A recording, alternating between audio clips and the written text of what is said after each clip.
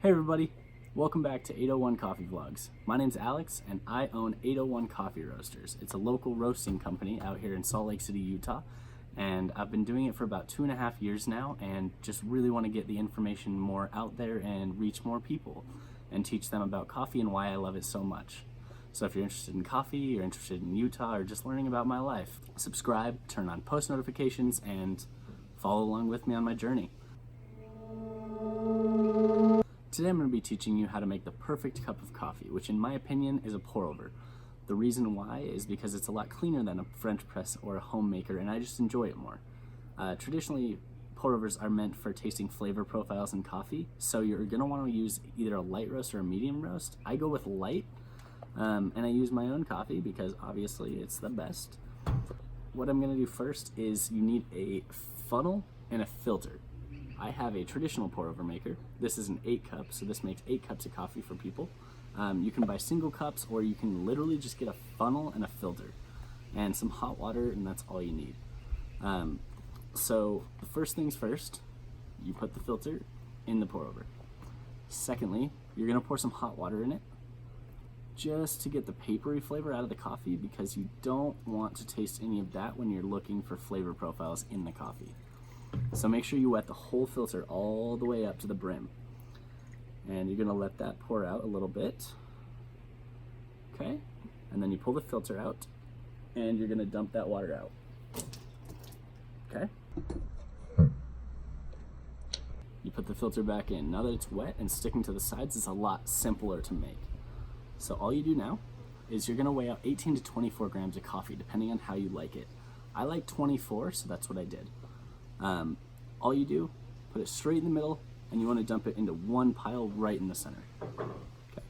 And what you're going to do from there is make sure it's completely flat.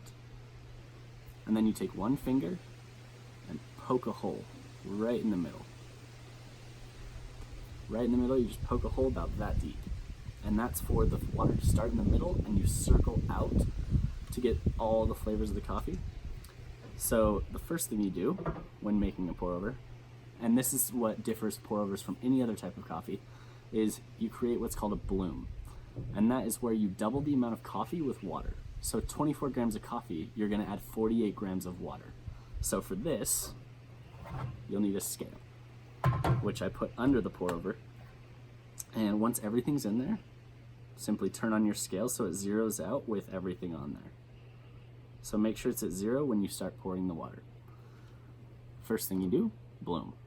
So I'm gonna start right in the middle and slowly circle out. And watch the scale. Right when I hit 48 grams, I'm gonna stop and wait for about 20 to 30 seconds. Normally you would have a timer or something with you, but it doesn't make a huge difference to me. A lot of very, very strict coffee makers do, but I have experimented with it and it really doesn't make too much of a difference, so you should be good. And you can just count in your head and you can watch it. So when you see it, right when you pour the coffee in, you'll see a bunch of bubbles coming out of the coffee, and that's releasing all the CO2 and gases out of the coffee and getting rid of all the sour and super bitter flavors that nobody likes in coffee. And then about 20 seconds later, you're gonna start again. And just remember, small circles. You don't want to hit the filter, you just want to get the coffee. So you keep going until you reach 150 grams. Right there. And then you'll notice the coffee starts to pull together. And when it's blooming, as I mentioned before, where it releases all the gases, you can smell it, and that's the best time to smell all the flavor profiles in it and all the gases releasing, because you can tell a coffee's good by how much gas it releases. So if it's not releasing any gases and you just see one bubble kind of sitting there, not doing anything, just being kind of stagnant, usually the coffee is much older, which doesn't release as much flavor, and it's just not as good anymore. So you usually want to create a pour-over or drink coffee that has been roasted within a week or two of when you drink it. Anything after that, it's just not going to be as good. It'll still taste fine. So don't get me wrong, old coffee is fine. It lasts a long time. But when it's at its best is usually 1 to 2 weeks after being roasted. So now that it's been about 20 seconds since the last pour, I'm going to go again. And just remember, small circles. Try not to hit the filter if you can, until you hit 250 grams. So you start with basically 50 grams of water to 24 grams of coffee, and then you go up by increments of 100 grams at a time until you reach 350. And the reason you add so much water for the coffee is because 24 grams of coffee is a lot of coffee. A pour over, traditionally you put more coffee in than you would in a home maker because it's meant for tasting flavor profiles. So it's a lot stronger of a cup and it'll release way more caffeine, but it'll also be just smooth and tasty and full of flavor. So you just keep doing that, and once it's been about 20 seconds after each pour, you pour again. And I know I'm going a little off, it's just because I'm talking to you guys. But you're gonna go in small circles all the way out to the edge. And you can go anywhere from 340 to 350. Some people go 330 if they like it a little more bold. Just kind of experiment with it, see what you like, and go from there. You wanna wait until it stops pouring.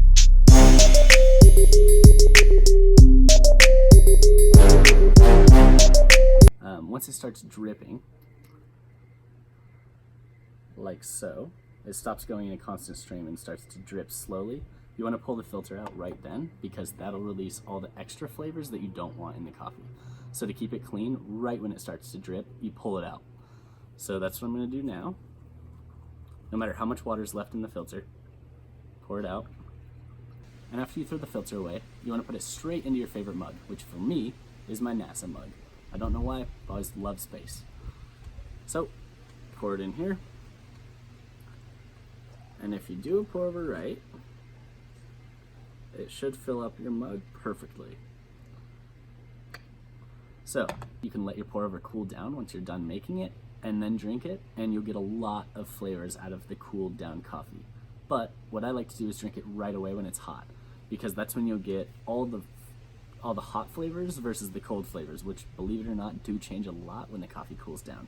So you'll get a big variety and a large range of coffee flavors when you drink it both hot and then let it cool down and drink more of it, which is very interesting when you're trying different coffees and seeing what you like at the store, because there's a lot of stuff that people don't realize about coffee, like how many flavors come out of each bean.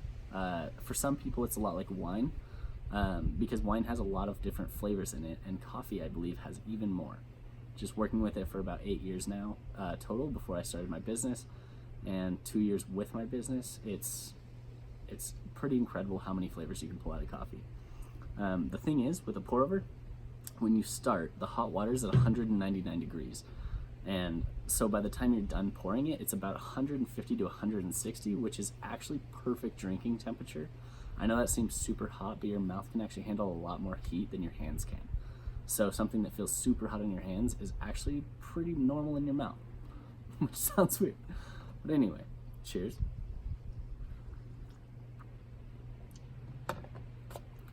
And that is how you do a perfect pour over. If you want, you can add butter or coconut oil and make what they call a traditional bulletproof coffee, or some people call it just a butter coffee or coconut oil coffee. And what that does is the fats in certain oils react with caffeine in a certain way where it basically cancels out the highs and lows of caffeine. And what you get is a very concentrated dose of a perfectly mellow caffeinated state. So you don't get jittery and you don't crash after, but it also lasts much longer. So if you ever think you need to drink like 4 or 5 cups of coffee, which I notice a ton with people that have office jobs or just crazy jobs where they're always running around doing crazy stuff, what you really want to stick to is 1 cup to 3 cups a day max. But with a bulletproof or a butter coffee or a coconut oil coffee, all you need is 1 cup of coffee, because it'll last about 8 to 12 hours if you do it right. And what you do is you either put a tablespoon of coconut oil or a tablespoon of butter in the bottom of your cup. And I know that sounds weird, but cream and sugar and all that stuff is basically the same as butter. Cream is just a less buttery form of butter. It's a very acquired taste, but a lot of people like it right away. A lot of people, it kind of grows on them once they realize the effects. But regardless, everybody ends up loving it from what I've known so far. So give it a try. If you don't like it, by all means, just stick to black coffee or cappuccinos or frappuccinos or whatever you like. This is just what I like, and I hope you enjoy it too. Next week's video will be all about espresso and how to dial that in. I'll be talking more about steaming milk and doing traditional home brewing coffee and just which coffee to buy and how to tell if it's good or not. I'll go into roasting and why I like to roast it certain ways. I'll show you all around Utah and show you my life and what I do for a living. So right now I have a coffee truck, and what I'm going for is opening my own shop. So that's my goal, and that's been my dream for a long time. I've always wanted to open my own coffee shop. I started small because a truck is a lot easier to start and overhead's a lot lower. But I absolutely love it. I go all around Salt Lake City and serve coffee. And if you've seen my truck around, or if you just enjoy coffee, feel free to hit me up on Instagram or Facebook at 801 Coffee Roasters. Follow me on 801 Coffee Vlogs right here. And you can comment, you can direct message me. I will always answer, and I will always give you any information you need to help you out with your coffee. So if you have any personal questions or any coffee that you like that you think could be better, or something that you want me to try personally to see if I like it and see what I can do with it, by all means mention it in the comments, DM me, anything you want. So on this video, drop a like and share with your friends, please. I'm trying to get more of an audience and kind of share my coffee more with people, so that would help me a lot.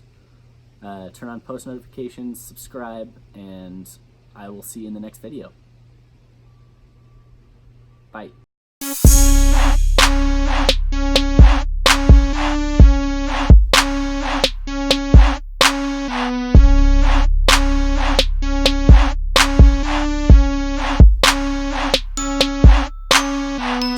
Showing you how to make the perfect cup of coffee according to me.